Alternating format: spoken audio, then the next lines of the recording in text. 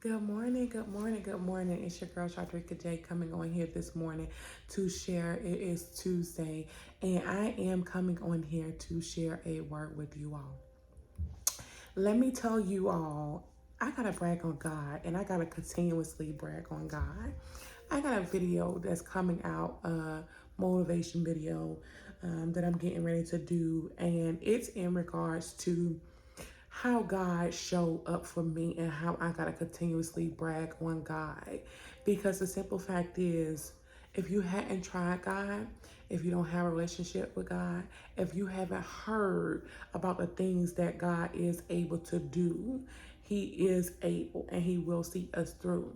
So the video that I have coming out is a motivation video in regards to my home buying process as a sole business owner, and the process that I went through and that I encountered while going through that process. Just a little piece of that. I'm going to show you, just share with you two recent reasons why I was always choose God. I will always sell out for God. So first, I'm going to touch on the home buying process. And like I said, I want to do a full video for not only just as motivation, but also for business owners as well, so that you all can tune in, that you all can watch that video, and you all can understand the process as well as so that you all can understand the process of what it will take for you to one of the ways that for me, what it took for me to go through the home buying process while being a business owner, and some of the things that I face. But let me tell you about God. I got to brag on God. And so when I started that home buying, let me tell you, so back in September of last year, my ex and I, we tried to apply for a home, a new house or whatever, because we just needed that more space, because we got 3 kids in the home outside of, at the time, my bonus daughter, and ourselves. And then all the things that we were doing, and me trying to have a small office space in the living room, it was just not working. And the stuff that we had accumulated, over the couple of years of just being in the house. And so things did not, go as we desired desired them to go. Was I okay with the, whole thing? I was not okay. But it wasn't, I wasn't distraught or anything, I'm like, the timing just ain't right, I shedded a couple tears, just in that moment. But after that, God had already made me at peace and content with it. So I said, I'll try again next year. I was told at the time, hey, because you wrote off all these things, your debt to income ratio and this, that, and the third, yes, your monthly bank statement shows, that you can, and your portfolio shows that you can, afford, this home. But because of your tax returns showing that, hey, you made X, Y, or Z, but after writing all these things out, it kind of, went against, what it is your profit and loss was. And so I said, okay, I'll just wait till next year or whatever. That's when, it's like, you got to wait till you file taxes again and this, that, and the third. And so I'm like, okay. And then so fast forward the day after, a couple days before Christmas, I get a call from my current landlord, because at the time we don't live in our hometown. So when we moved over here, we sold, properties and different things like that. And we moved over here also to be closer to a business, to my center that I started over here, one of the businesses that I have over here. And so and although I have property downtown, we still, needed to, have a space of our, a temporary space to make sure that we're going to like it, especially moving somewhere new and not having family here and friends. So long story short, moving forward, a couple days before Christmas, my landlord contacted us and said, hey, it's coming up to the end of the year. I would like to do an inspection, this, that, and the third. So you get the inspection. He's not alone when he does my inspection. And so I'm like, we went through that process. again, I'm going to have a full video in regards to the entire journey. But so they came, I said, hey, I might, is it okay if I have 6 months, do a 6-month lease versus, doing a year lease, because I will look good, like as we discussed previously, I'm going to be looking to buy a home this year. Because now we're deciding to stay. They offered me to buy that home. I said, hey, this is a 3-bedroom. We have a 2-year-old now, and this just not. We need more space. It's not going to work. For us, we need something bigger than what we have currently have. So I said, that's something I'm thinking about. I never really did a 6 months lease, but that is something that, I will consider. So I said, okay, looking to hear back from them. So the day after Christmas, they called me and said, hey, we've decided to give you extend your current lease to February. Mine now is December, send it to February. And yeah, extend it to the end of February. And then after that, we're going to be selling the house at the beginning of March. So in that moment, I'm like, it's the holidays. It's the day after Christmas. I've been given this news, you know what I'm saying? And through that process, I felt like, Lord, for the last few years at the beginning of the year, it's been for the last 3 years, 4 years at the beginning of the year, it's been one thing. My year always, this was my, I can't even say, at first I was like, this is my last year going through something at the beginning of the year. But when I go back and realize, as for this year, for me to say that, well, I can't really say that, because I didn't know, what God plan was, for me and for my family, because the simple fact of the matter is, when I got that news, yes, I was devastated. I was hurt, I was all over the place. It took me to a mental space, but throughout that process, I felt like I was in the middle. Like I tell my family and friends, that was a long journey mentally, physically, and emotionally too. It started taking toll on my body till I started feeling it in my shoulders. I felt it in my health. I felt it in my chest. I felt like, at a certain point of time, I felt like, I was just floating. Like I was floating, and like I was just evolving. Like I was just here, and like I felt like how I explained to him. I said I feel like I'm in the wilderness. I'm in the wilderness, and I am out here alone with no family, no friends, nobody to help me, and nobody but God is here with me. He snatched all of my weapons, away from me. All the things that I can use to defend myself, I feel like he snatched them all away. And I'm out here, fighting with nobody but him, and all I can, because I don't have any weapons. And the attacks are coming against me through this process, that I'm in a place to where I can only solely depend on God, because if I depend on man, I'm going to fail, and this process isn't going to go the way that I need it to go. So I'm like, Lord, I need you to see me all the way through this. I've been homeless before with, 2 children. I got 3 children, guys. I said, I cannot, to be able to be in a space or a place where I have to face this again. It's scary, Lord. It hurts, Lord. I'm like, Lord, please don't fail me. Like you can't fail me, Lord, because if you fail me, I'm going to be messed up, Lord. Lord, you know what type of mental space that I was in going through that process of trying to come out and crying and praying to you, Lord. I don't want to be, in that space again. And it's not, about the money. Yes, I could have rented a space. Yes, this time, yes, I'm in a financial situation to money. That money isn't the problem, but it was the fact of finding something in time that was going to be suitable for me and my children, whether it was to rent or whether it was to purchase, and the fact of having to, go and say, maybe possibly stay with someone else, or, get a temporary space and then have to, try to find a place of our own, felt like it was going to set me back. So it was a lot of mixed emotions and things going on through my head. And I'm like, Lord, it's not about the money, because I have the money.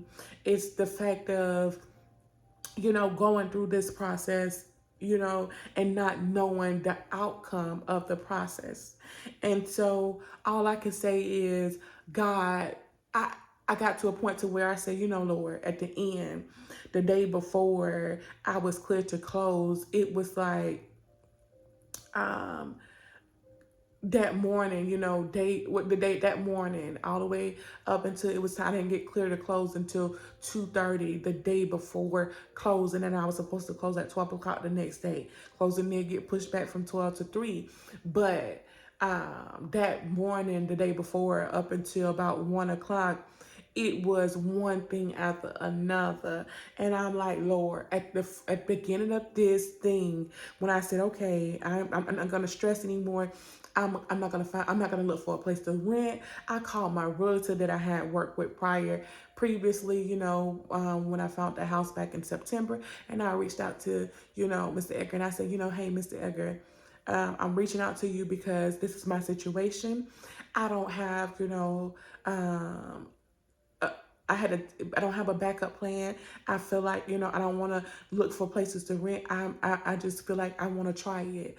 And he said, you know, hey, Shadrika, you know, I want you to work with, you know, the young lady, Kelsey, who you know, I introduced you to last time out of the, you know, the 3 people that we spoke to over at the bank. And I said, okay, you know, he said, I'll reach out to Kelsey. Mr. Edgar called me back. We got the ball rolling. God saw me, you know, through it the day before. Like I said, it was one thing after another. I said, you know, Lord, when we first started looking for houses, it was overwhelming to me. I said, then it came to a point to where um, I had big faith because, you know, we actually found what it is that we love. Kelsey and Mr. Edgar assured me, you know, that we will, you know, I would be good to, you know, close or whatever. And I didn't close back in September because it was like, because of my debt to income ratio, I would have to do a conventional and put down, I think on that house, about $60,000 to $70,000. And I'm like, you know, I'm not doing that. I'm not putting down that kind of money. And then now with this closing process, all I had to do was put down, only thing I was required to put down was about $13,000 pay off IRS debt for the year before for business and personal taxes. And my closing was paid by the sellers. What else? And that morning, it was just like, um, Lord, at this point, it's like it's one thing after another, Lord. I don't know. Get to the point to where I'm numb, Lord. I said I can't focus. I can't eat. I can't, you know, my body hurts. I'm stressed. I'm wearing the stress and tension. It's starting to affect my health, Lord. I don't know what to feel. I don't know what to think. I said I don't have any other backup plan, Lord, because I, you know, trusted you. I trusted them.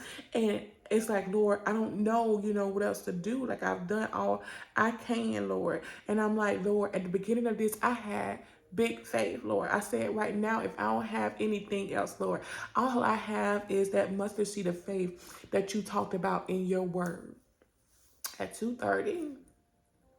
And I said, Lord, I'm trying to find things to do, trying to find things to, you know, reshift my focus. And I say, you know, Lord, all I can do is, you know, trust you at this point and begin to make peace with whatever decision and whatever the outcome, you know, may be on this thing, Lord. All I can do is trust you and know that you got me whichever way, you know, it goes. And so by 2:30 that afternoon, the day before, I got the clear to close. At that moment, I still wasn't happy because I'm like, you know, Lord, I need to, for me to be happy, I won't be happy until I actually sign that paperwork saying, you know, at the attorney's office. Now, this is my 4th closing because I've bought property before, but none of the cases was like, you know, none of the cases was like this. And a couple of the properties I paid were cash. One of them, I actually went through the bank, and I think I had an employer. I had an employer and business at the time, and so this time for me, it was solely, you know, in business. And people tell you it's easy and all this thing. And like I said, I'll explain all that in another video about going through the process of home buying while being a full-time entrepreneur. But let's just say, I thank God for seeing me through the entire process, for not leaving me or forsaking me, for knowing that, if you fail me, I'm going to be messed up, for believing in me when I didn't believe in myself. And then also for, I thank God for, God's timing is better than our timing. You know what I'm saying? Because I said, hey, I need 6 months or a little bit longer to buy a house. God said, no, it's gonna be less than, you're not gonna wait till June. You're not gonna wait till the end of 2024 to buy your house. Now is that time. And I didn't know, from September to December that God was gonna do what it is that he done.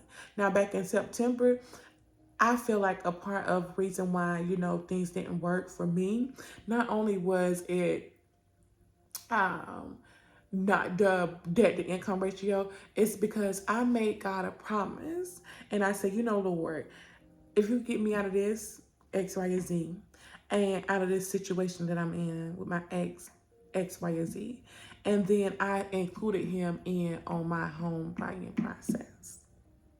And he wasn't originally, when we started looking, he wasn't supposed to go with us. But I included him in on that process. And because I included him in on that process, going against what God was trying to do, things didn't work out the way I needed to, what wanted them to work out. But after we separated, a month later, after we separated, that's when the landlord came, and that's when we began our home buying process. And then in January, not even 6 months later, in February,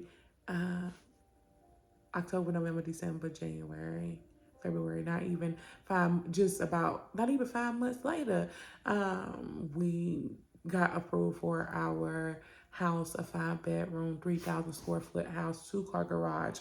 And so I tried Jesus. I tried the Lord. God is, I tried God.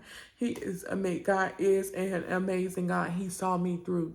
So, one more thing I would like to share before I get off this morning, because there's a couple things that I need to do before I go teach a CPR class and then do some meetings over in my hometown. At my office over there. One of the things that, happened on me just this past week. So this week I was supposed to be having surgery on the 14th. And they called me last Thursday while I was in the spa, at the spa, and getting me a massage. Last Thursday evening, they called me about 5:36. I missed the call. When I left, when on my way leaving the spa, I realized the call. I had a voicemail. Before I listened to the voicemail, I called them back. And they told me they needed to reschedule my surgery to the 20th because my surgery was going to be a little bit more complex.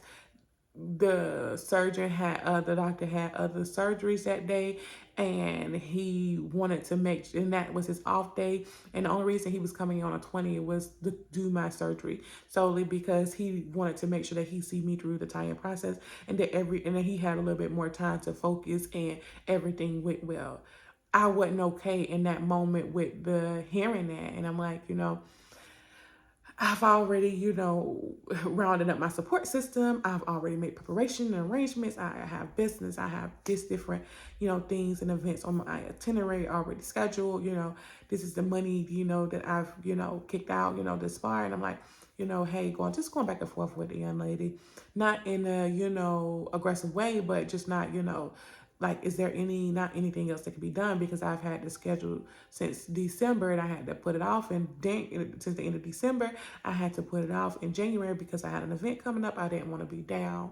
I said, and then in February, I had to travel. So I'm like, I can't, do it then. I said, but it's been on the books and schedule since December. And so, not in that moment, not understanding, why. And like I tell my family and friends and other people all the time, that why sometimes, and a lot of times, and most of the times, be our saving grace, the why or the why not. And so on Sunday, I get a couple emails. I get a couple of text messages, phone calls. Also, in regards to, hey, you need to get on and check this. In regards to an upset, client. And I'm like, what's going on? They send me screenshots. I look at it and it's like, hey, I'm going to call and report this, X, Y, and Z. And so because when somebody makes a report, the state officials have 7 to 10, depending on the report, they have 7 to 10 business days to come out and do a follow-up report. And so I said, Lord, in that moment, I almost started, panicking, as to, the why, why is this happening? What is going on? Luckily, we had a witness to the situation that did do a statement, and everything, we're still waiting in that window, waiting on the state to come. But we were, while waiting on the state to come, one, I thank God for six surgery being changed, because if the six surgery dates being rescheduled, because I would have been out and in the bed and home and not being able to be at my location when the state or entity came to do, that investigation. And then on top of that, I thank God for it not being a pop-up investigation, and we are aware and prepared to, take this thing head on. I thank God that a witness saw this entire thing and that took place. And so we have that. And then we also have, the video footage as well. And so other supposed, incident that took place. And so I thank God for that. And so it was just like, for me, God, just reassured me in that moment that, I still hadn't left or forsake you, and that I'm going to see you through this. And so instead of normally my anxiety, running high, or I'm panicking, or, I'm worried what the outcome is going to be, I thank God, because I didn't know, why the surgery had been rescheduled. I didn't understand in that moment, but God knew, and he prepared me for what was to come. And again, God is an amazing God. If you have not tried God, if you have not leaned on God, God will see you through. Try him. Trust him. Have faith. Whether it's a mustard seed of faith, whether it's a big faith, whether it's medium faith, all it takes is a mustard seed of faith for God to see you, through whatever situation that you may be facing. Again, it's your girl Shadrika J. Normally that's how I open, and by saying, hey, it's your girl Shadrika J, X, Y, and Z, but I didn't do that on this morning. Normally I like to try to prep and take notes and, pray through, what it is that I'm going to say. But on this morning, I just had to get on. Yes, I prayed. Yes, I read my Bible, but I didn't, prepare, to come on this morning. And one of the things that I said, on Tuesday, when doing my board, which is on the other side, actually this is a strategy plan, but on the opposite side of the board, just writing down what my weekly, things need to be. And this is Talk Tuesday, Message Tuesday. And I just wanted to come on this morning, Testimony Tuesday, Talk and Testimony Tuesday is what today is. And I just wanted to come on and give a testimony, and also talk about, briefly, about how God has been seeing me through, and he hasn't left or forsaken me. Trust him. Trust him. In this season, I'm learning to trust him and have faith and to be obedient. Yes, it's going to be hard. Yes, you're going to backslide, but God will see us through. It's your girl, Shadrika J. I'm getting ready to sign out. I hope this video helps somebody. Please subscribe to my YouTube channel. Please follow me on social media platforms, from Facebook to Instagram. And there's one more. I got to ask my son so that he can, help me with it. But please do so, because I'm going to continue to share as I begin coaching from business to life, to also ministry. So again, it's your girl Shadrika J, and thank you for tuning in and listening to this testimony and Talk Tuesday.